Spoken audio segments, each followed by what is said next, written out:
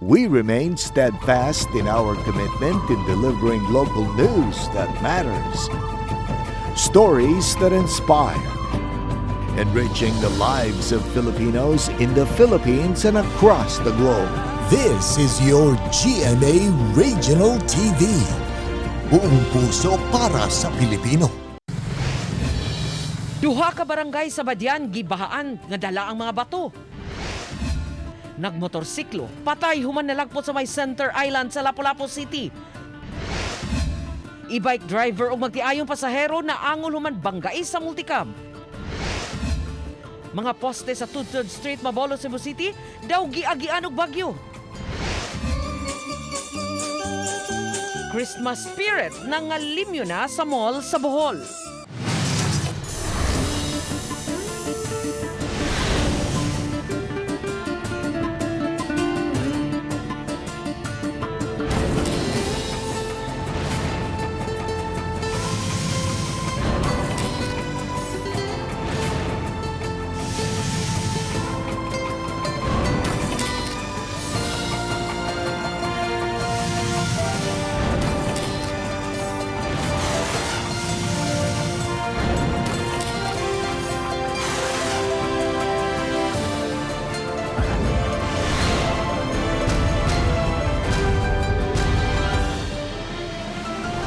Ang GMA Regional TV Balitang Bisdak.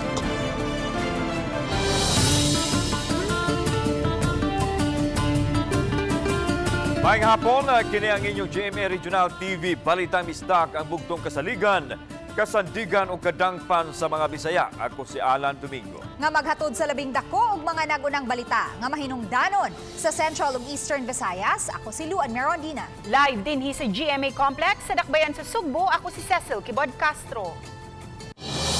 Gibarugan ni Cebu City Mayor Mike Crama ang iyang gipagawas nga Executive Order No. 5 nga non-obligatory wearing of face mask sa mga dapit sa Dakbayan sa Sugbo. Sukuhay kini sa migawas nga report sa gingong pagpaangan-angan una sa DILG sa naasoy kamanduan. Samtang gibirahan sa mayor ang Department of Health sa giingong wala sila gikonsulta sa pagpagawa sa maong executive order.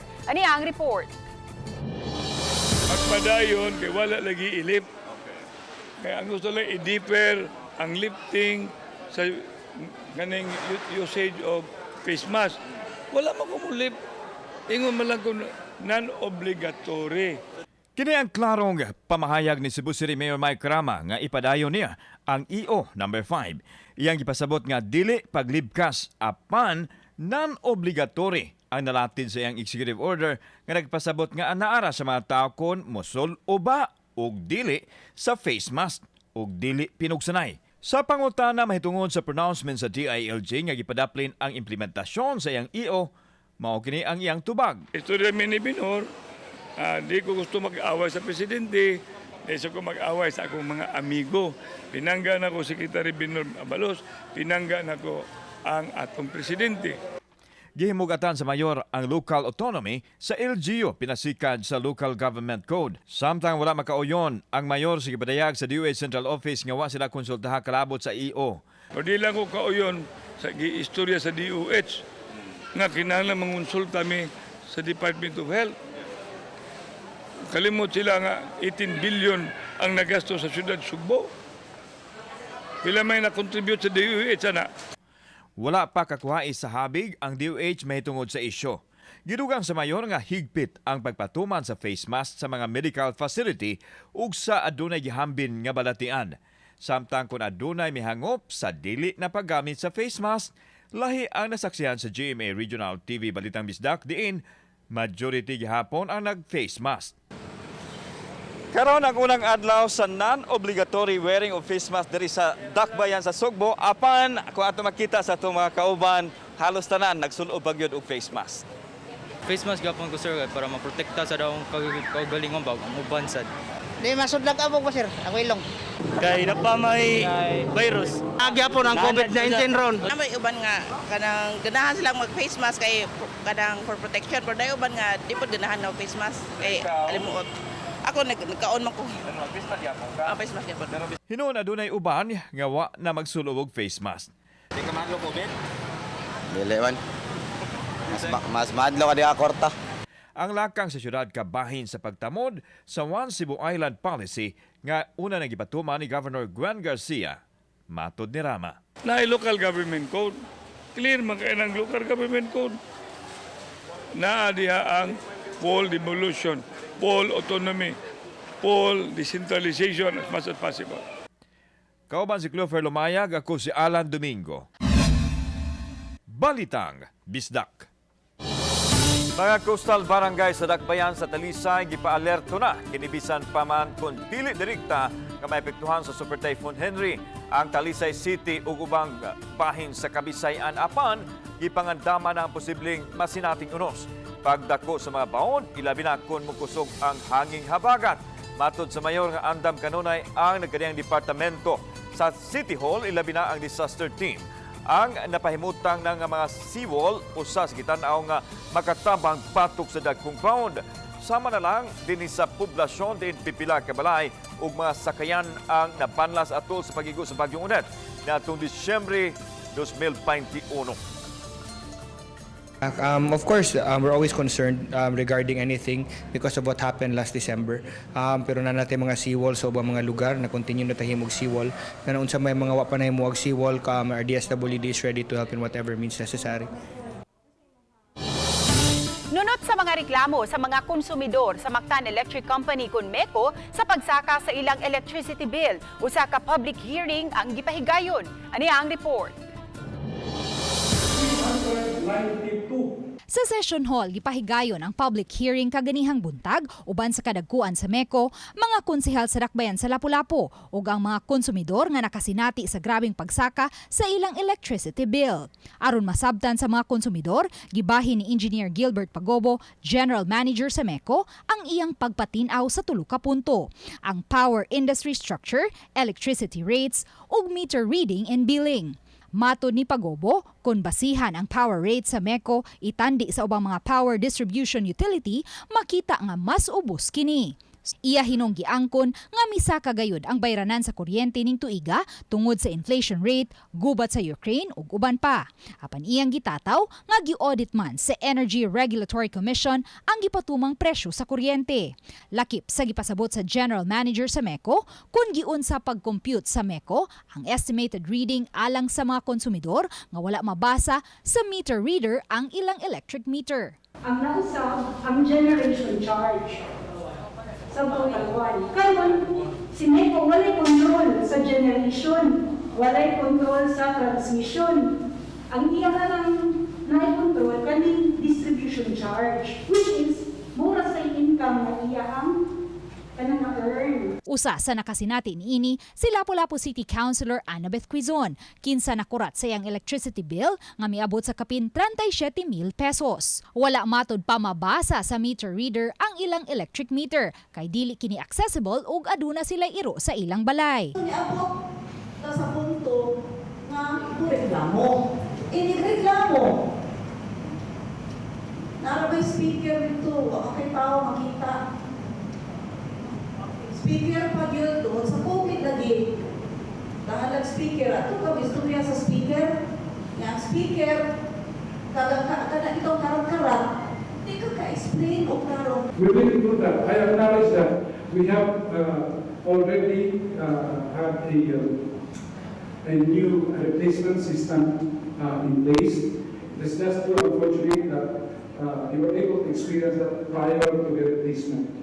Gipasabot sa MECO nga may mga higayon-gayon nga mupatuman sila og estimated reading kung ang usa ka dapit dili accessible sa meter reader kay gibahaan layo sa gate ang meter o baka may iro. Matod sa General Manager, adunay 105,000 ka mga konsumidor ang MECO apan may 16 lang ka mga meter reader ug gikinahanglan nga ang matag usa kanila mobasa og kapin sa 200 ka mga electric meter matag adlaw. Ug kung may ma-absent nga meter reader kay nasakit, mogamit na sila og estimated reading sa electric bill. Ato pa, ang kanang yung pag-reading sa MECO, kanang yung tig-reading, itigmo-tigmo. Why na kayo yung itigmo-tigmo? Kay disigurize naman yung tanan tao nga naigate, naigiro, baha, dili tanan lugar, gibahaan. Ang placement sa imong meter, naman na sa imong control, imo na isul sa bahay. Nga, musuldo ka kay nahihiro. Ang pag-employ sa pila ka mo meter reader, lagi ka ma-short kada buwan. Naman kasi kung control. So as much as possible, para wa kay lalis na aktual ang atong libasa, dili lang estimate, I would also suggest to Meco, pending any improvement or sa ilahang technology, probably they could also increase the ilahang meter reader number. Subay ni ini, gidasig sa General Manager ang mga konsumidor nga may reklamo sa ilang electricity bill sa pagbisita sa ilang buhatan. Uban ni Marlon Melgazo, Luan Merondina, Balitang Bisdak.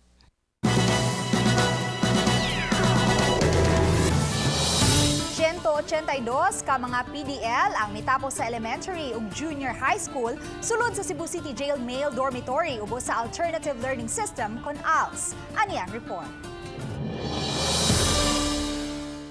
Anaman sila sa sulod sa jail facility apan wa makababag ang ilang sitwasyon sa pagkabuot sa ilang edukasyon. Sama na lang nining 180 ka mga PDL nga nidawan sila mga diploma sa gipahigayong moving up o completion ceremonies sulod sa Cebu City Jail Male Dormitory. 50 kanila ang mitapos sa elementarya samtang kadaghanan sa junior high. Ang kaning kuan batch sa nag-graduate kagahapon sir, nakahuman ni sila og 10 months nga program. Nagipahigayon sa ato ang Welfare and Development Officer, ang atong mga instructional managers, inabagan usab sa Bureau of ALS or Alternative Learning System under sa Department of Education. Ang paghatag og edukasyon sa mga PDL namugna sa Bureau of Jail Management and Penology sa pakigalayon sa Department of Education nga mausay nag-oversee sa proseso sa pagtudlo sa mga tinun-an. Nagamit usab katong mga PDL nga ana sa teaching profession sa pagpaambit sa ilang kinaadman ngadto sa mga kaubang PDL. Lakip usab ang mga jail officers nga adunay pasyon sa pagtudlo sama ni Jail Officer 2 Nils Aquino nga nalipay kaayo nga nakita ang kalampusan sa mga tinunan nga nakadawat sa ilang diploma. Gidugang ni Aquino nga dili man sayon ang pagtudlo sa mga PDL tungod kay limitado ang ilang resources apan rewarding kung mulampos ang mga tinunan. Challenging gid sir nga kanang i-motivate nimo permi ang mga PDL, mga makuha nimo ilang interest permi nga mo continue gid sa program.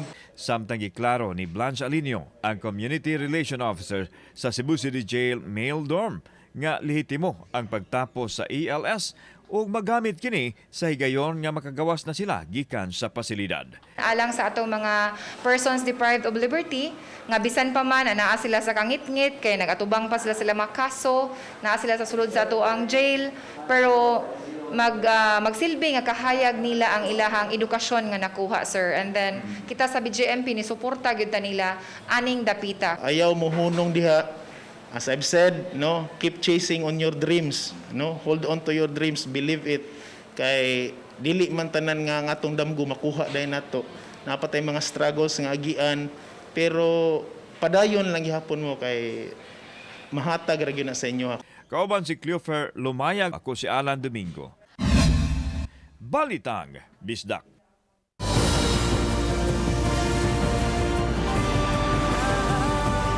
Kini ang GMA Regional TV Balitang Bisdak.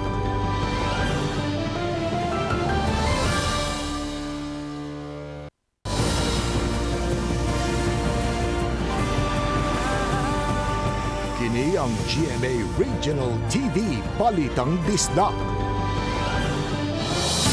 Girescue ang pipila ka mga bata og tiguang sa mga barangay Banhigan ug Matutinaw, lungsod sa Badyan, human masinati sa dapit ang grabing baha. Sa post gipahibaw sa Badyan Municipal Risk Reduction and Management Office nga alas 9 kagabi, girescue sa kapulisan ug sa mga kawani sa lungsod ang mga nagpuyo sa mga panimay nga nalunupan sa tubig. Sa upload video makita nga giba ang babaeng senior citizen samtang gikugos usab ang bata. Alas 9:20 gabi ni pagawas ug advisory ang Pag-asa Visayas nga habagatang bahin sa probinsya Sugbo ang makasinati og moderate to heavy nga pag-uwan wara hinuoy na tala nga nakalas o naango. Disaster Office sa Mandaue nangandam na kung ugaling adunay epekto ang weather disturbance nga anaa karon sud sa Philippine Area of Responsibility. Bisan kung dili kini maglandfall, posible ang pag-uwan-uwan. Si Nico Sereno sa report. Sa buhatan sa CDRRMO sa Mandaue naabta namo kining mga personnel nga nangandam. Gilimpyuhan ang kagamitan ug mga ekipo sa ilang fire truck. Giandam sab ang ilang speedboat ug ubang rescue equipments. Matud sa labaw sa CDRRMO, ang ilang preparasyon karon dili tungod gyud sa dagan sa panahon. Kun dili nangandam sila kay dunay inspection ug evaluation ang DILG alang sa Seal of Good Local Governance. Hinuon-nunot sa kusog nga bagyo nga anaa sa kadagatan sa PAR, buot sab nila nga mangandam bisan kun dili direkta nga maapektuhan ang Mandaue. Nguan mo yatong kuanan i-monitor sad karon kay layo-layo raman ta man to sa tip of Luzon, but ang nguan na niya dako man. CDRRM o Mandaue always prepared in times of any emergencies. Samtang gitigom sa CDRRMO officials ang mga aplikante pagka city responder. Dunay 40 ka mga applicants apan 21 lang kanila ang kuhaon aron ipuno sa gidaghanon sa CDRRMO personnel. Mupaubos pa hinuon sila sa subsub nga training sa nagkalain-laing aspeto sa emergency response, una pa sila makuha ug ma-deploy sa trabaho. Tumong tuyo na to ani nga per shift na to nga kuan na ay tag 50 ka personnel. Nga 3 shift man ta. So kinahanglan yun na naatay kuan 50. So all in all 150 tatanang screening ni namo period. By September 16 start ata until December. 3 months and a half man ang atong training. Uban ni Godfrey Relien, Nico Sereno, Balitang Bisdak. Driver sa e-bike ug magtiayon niyang pasahero naangol sa bangga tali sa multicab ug sa e-bike nga nahitabo atubangan sa samang sa barangay Kansuhong, Dakbayan sa Talisay, kaganihang kadlawon. Ang report ni Femari Dumabo. Nadala sa tambalanan ng driver sa e-bike nga si Ruel Tabilon, 43 anyos, ug ang iyang pasaherong magdiayon nga sila si Timofeo Baron, 56 anyos, ug iyang asawang si Lilibeth, 54 anyos, taga barangay San Roque. Sa pasiunang investigasyon, padungunta sa San Roque ang e-bike nga maghatod sa magtiayon, diha gikasugat nila ang multicab nga gimaniho ni Ferlan Rosagaran, 26 anyos, nga taga barangay Kansuhong. Apan gingong mikalitlag tipas sa pikas lane ng multicab nga misangpot sa pagbangga nini sa e-bike. Sa kakusog sa impact, naigo pa sa e-bike ang nagparking at taxi daplin sedan ug nangahagba ang mga sakay sa e-bike. Giangko ni Rosagaran nga nakatagpilaw siya tungod sa kaduka kay gikang nag-inom. Sa tinod lang ma'am, kano na nakapiyong ko niya. Pag mata na ko, wala ang e-bike sugat na nako. Jadi naman ko nakabreak ko awahin naman. Inumi gamay rang pero dili kay nga kuan gyud nya na akong kuan na sa duka ba. Mo to nagapagtilaw ko. Ang babae medyo serious iyang TL na may fracture based sa assessment sa doktor. Nga puros naman sila conscious, ang driver po conscious. Nga naabot sila yung going as itulimin. Misari noon si Rosagaran nga bagahon ang gastuhan sa pagpatambal sa mga nangaangol. Nagmahay usab siyang nahimo nga misangpot sa aksidente. Uban ni Jun Sulon, ako si Femari Dumabok. Balitang Bisdak. Mga gikahinamang pagkaon sa pungko-pungko sa kilid sa eskwelahan sa Bilyana sa Dakbayan, Sugbo na malik na. Apan apektado usab sila sa pagsaka sa presyo sa lana. Ano ang report? Subling milagsik ang panginabuhi sa mga namaligya og pungko-pungko o street food daplin sa eskwelahan sa Bilyana. Ang kinaham nga ginabot, nguyong, bula-bula ug halos tanang street food anaa. Suwak sa panlami ug sa budget sa mga pumapalit, ilabi na sa mga tinun-an. May pahuway ang mga naninda dihang miigo ang pandemya apan karon back to school, back to pungko-pungko na usab. Nalipay kami dako nga nanay face-to-face nga klase kay malina naman mi. Kay duha ka tuig kapin mi nga wala gyud panginabuhi. Back to school, back to Pongko-Pongko. Balag layo ba? Dili kay lami man diri. Presyo nato opera. Mapordra. Mapordra man. Samtang gitugan sa mga vendors nga apektado ang ilang panginabuhi sa pagsaka sa presyo sa lana, hinungdan nga napugos usab sila sa pagpatong og gamay sa ilang baligya. Affordable gihapon og nakasabot usab ang ilang mga suki nga matinun-an. Naapektahan sad mi sir kay mangumpra mi numinto man sama sa gas. Mahal na kayong gas kaniadto ang usa ka galon wali itira akong mabayad. Karon 300 ka pena akong mabayad. Mga suki balik na mo diri sa among Pongko-Pongko. Gipaniguro sa mga vendors nga nituman sila sa lagda sa dakbayan pinagi sa pagsunod sa kalimpyo o sa minimum health protocols. Kauban si Cleofer Lumayag, ako si Alan Domingo. Balitag, Bisdak.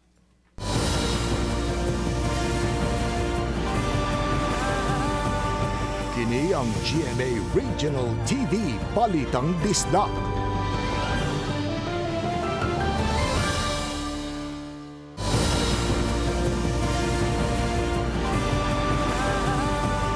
Kini ang GMA Regional TV Balitang Bisdak. Mga floating cottage sa kadagatan sa poblasyon Talisay City.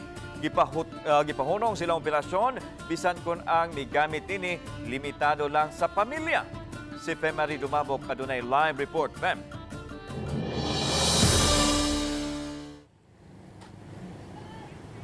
Yes, Lan, gipahunong una ang pagpa-operate sa maong mga floating cottages. Bisan kung personal use pa kini sa usa ka pribadong beach resort, subay kini sa mando ni Talisay City Mayor Samsam Gulyas. Nagmingaw na og way bisan usa nga naa sa upat ka mga floating cottages nga gautaw-utaw sa kadagatan sa barangay poblasyon. Sukwahi sa makita sa yuning semana nga may mga tawo nga migamit niini og nangaligo sa dagat. Mipagawas ang mayor og notice of violation ngadto sa tag-iyab sa mga floating cottages. Wala man nato gipagamit, ako ganis lang giingnan na dapat ipaduol na sa dagat para di magamit sa for the meantime. Ay paduol sa baybayon. So karon bisan pag family use or friendly wala Yes. sa paglibre wala Yes. sa gyud. Ayo sa. Sige pa no, right? Mas agi pa pa nang. Kaya taga mas lang notice of violation na. Pagdatong pag Wednesday. Yes. I think as early as when we knew about it, nataga siya notice of violation. Uyo ng mayor sa dugang nga kalihukan aron mulagsik pagbalik ang turismo sama sa mga floating cottages. Apan alang sa mayor, gikinahanglang ma-regulate kini pinaagi sa pagpalabang og ordinansa sa konseho. Usa niini ang susamang gidakon sa mga floating cottages. Gikinahanglan usab nga adunay saktong restroom ug mosubay sa saktong pamaagi nga paglabay sa hugaw sa mga tawo ug sa basura gikan sa maong mga cottages. Gikinahanglan usab nga makakuha ang tag-iya og environmental compliance certificate gikan sa DNR ug uban pang rekisito. Ang ako ra gyud is they cannot operate now. They have to be regulated. I will wait for the ordinance of the city council. I know it will take time. Pero mas may man ang magdugay man atong siguradoon ang mga regulations kaysa ato ipa-operate karon na sila mawa pa mga regulations man ma-affected atas mga reklamos taw. Iya sa negosyanteng si George Aznar ang mga floating cottages nga una nang namahayag nga andam mosunod sa kamanduan sa kagamhanan.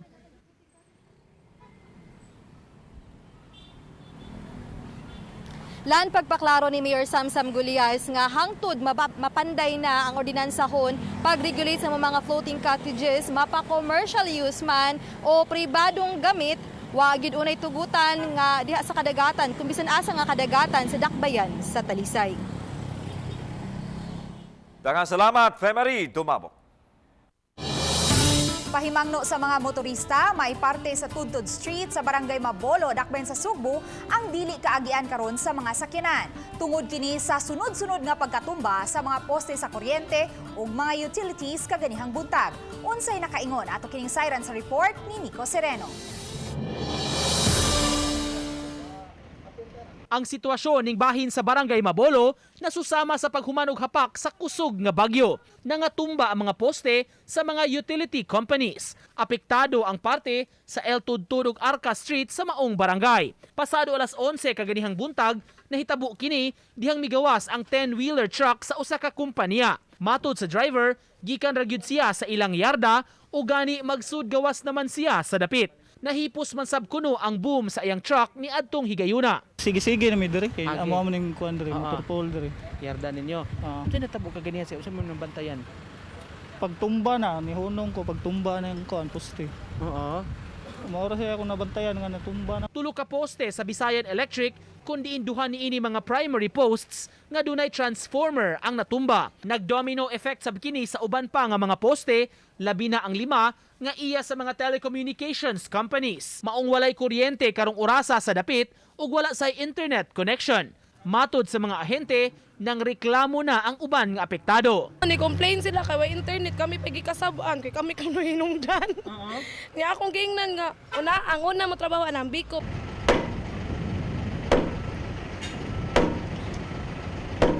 Padayon na hinuon nga giayo sa subcontractor sa Visayan Electric ang danyos. Mataod-tauran pa kuno ang pag-ayo sa ubang mga poste apan paningkamutan nila nga ma-restore ang primary lines karon. Dako gining damage sir mga pabuntagan pag gini sir.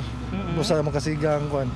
Pero kaning uban madugay pag gini sir kaning mga telco. Uban ni Godfrey Relien, Nico Sereno, Balitang Bisdak.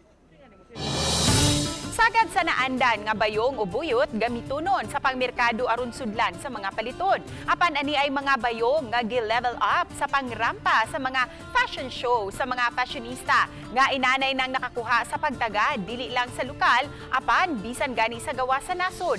Ang mga stylish bayong ginama sa mga persons deprived of liberty kun PDL sa Cebu City Jail Male Dormitory. Gitawag nila kini og bayong sela, kombinasyon sa bayong ug sela nga gikan sa pulong sa detention cell. Ginama sa plastic straps nga giweave sa mga PDL hangtod nga mahimong bag. Aron mas stylish ang dating, gi-improvise nila ang mga bayong pinaagi sa mga accessories niini. Gani mamahimo pa nga magpa-customize sa estilo o kahapin depende sa request sa kliyente. Mato ni JO3 Blanche Alinio, ang Community Relation Officer nga nakaabot na sa international scene ng ilang bayong sela. Mamahimo sab nga maka-order niini via online. Pinaagi sa ilang Facebook page. Ang halin, ihatag usab ngadto sa mga PDL.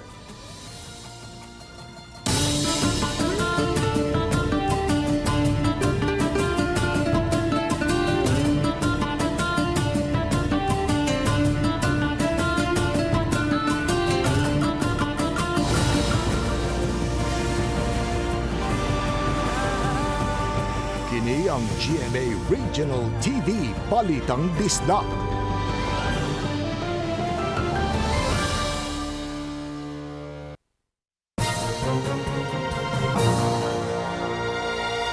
Kini atong latest weather update, Thursday, September 1, 2022. Padayon natong gi-monitor ang duha ka bagyo sa sulod ng atong Philippine Area of Responsibility. Una ang Super Typhoon Henry na international name na hinamnor, ganinang alas 4 sa buntagang sentro na sa 530 kilometers, silangan amihan ng silangan ng Itbay at Batanes. Na ay maximum sustained winds na 185 kilometers per hour duol sa sentro ug ang gustenes moabot sa 230 kilometers per hour.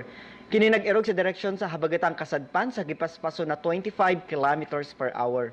Samtang ang Tropical Depression Gardo na nasa 885 kilometers, silangan amihan ng silangan na extreme northern Luzon na ay maximum sustained winds na 55 kilometers per hour duol sa sentro ug ang gustenes moabot sa 70 kilometers per hour.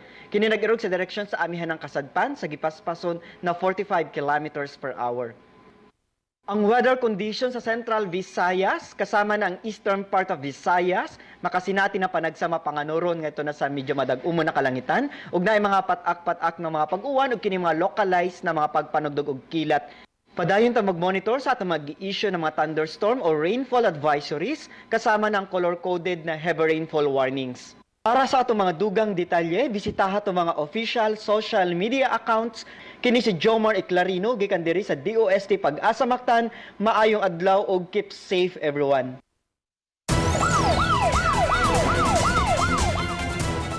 Sa Lapu-Lapu City, patay ang usa ka motorista human makaligis og giro ug mibangga sa Center Island ang iyang gimanihong motorsiklo. Dead on arrival sa tambalanan ng 23 anyos nga si Mark Santillan Caballero, taga A. Lopez Street, Cebu City. Sa investigasyon sa Police Station 3, nga samtang nagsubay sa may MV Patalingog Avenue, Sa barangay Paho, si Caballero luwan sa iyang motorsiklo kalit lang milabang ang usa ka ero.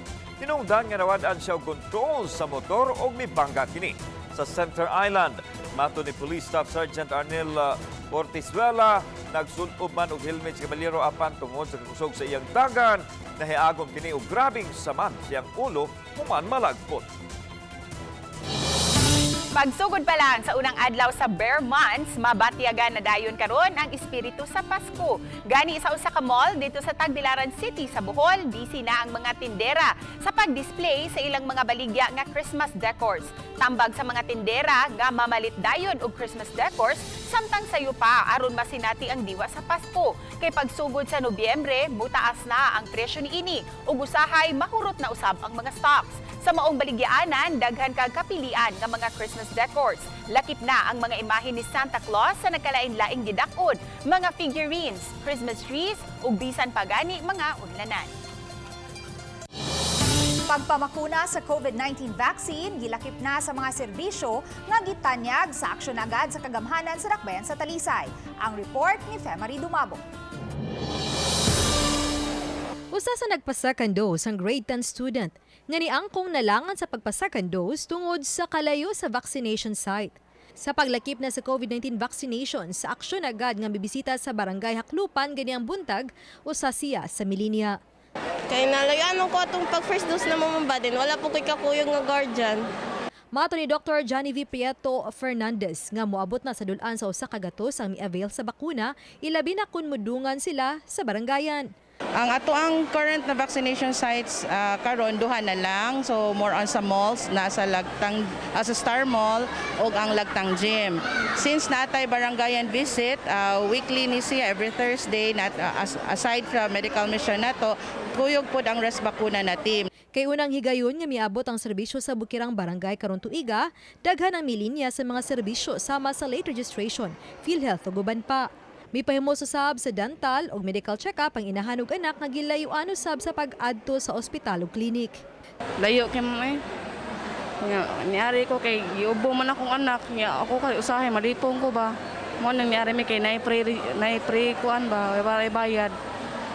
Kaysa kung ato pa hospital. Oo, kay dako na tagbayad mo eh. Ug mato sa ospital niya way kwarta. Mo nang lipay mi nga naay pre di ari. Samtang daling nahurot ang mga seedlings nga giapod-apo sa City Agriculture. Ang atong gipanghatag karon mga seedlings sama sa guyabano, kamatis, talong o okra. Daghan kayo ang nangita sa atong mga kauban dire. Samtang gitapok usab sa mga inahan ng libreng pedicure, manicure, facial ug masahe. Gilinyahan usab ang libreng haircut. May training usab sa livelihood program sama sa baking. Ana usab ang libreng legal services. Og lakip na usab ang libreng pakapon, bitamina ug bakuna alang sa mga hayupan. Uban ni Jun Solon, ako si Femari Dumabok. Balitang Bisdak. Sa silingang lalawigan sa Negros Oriental, duha ka classroom sa West City Elementary School sa Dumaguete City. Apektado diha miulbang sunog kagahapon sa hapon. Ano ang report? Usa sa naapektuhan ang classroom alang sa mga tinunan sa kindergarten. Apan ang mga butang sa mga classroom nga nakan-an sa kayo nangabasa. Gingong nagsugod ang sunog sa bodega sa tunghaan nga gipuy-an sa caretaker sa West City Elementary School. Mato ni Senior Fire Officer 4 Hercel Vidal, Chief Investigator sa BFP Dumaguete, nga mukabat sa 200,000 pesos ang danyo sa sunog. Nakita na ko ang mga brittle wires pod. So meaning to say, origin is on the electrical side. Magpadayon hinuon ang klase sa ubang mga tunghaan. May mga module pa hinuon ang mga tinunan nga magabit bisa ng uban niini nga basa.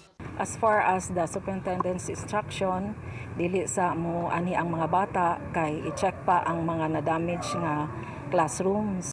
Wa jud ko kabantay kay diri mas luyo. Nya ako aning room. Yung pagsilaob na muna to.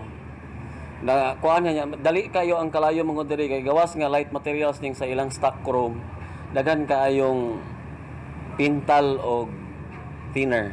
Nalipay ra hinuon si DepEd 7 Regional Director Salustiano Jimenez nga way ni usa nga tinun-an o kaha magtutudlo nga naangol atol sa sunog. Mo na atog yung i-re-emphasize unya atong ipanawagan sa tanang mga eskwelahan no to check and then diligid pasagdan ang mga kuan ang mga equipments or kanang mga kaymanan nga nagamit og kuryente.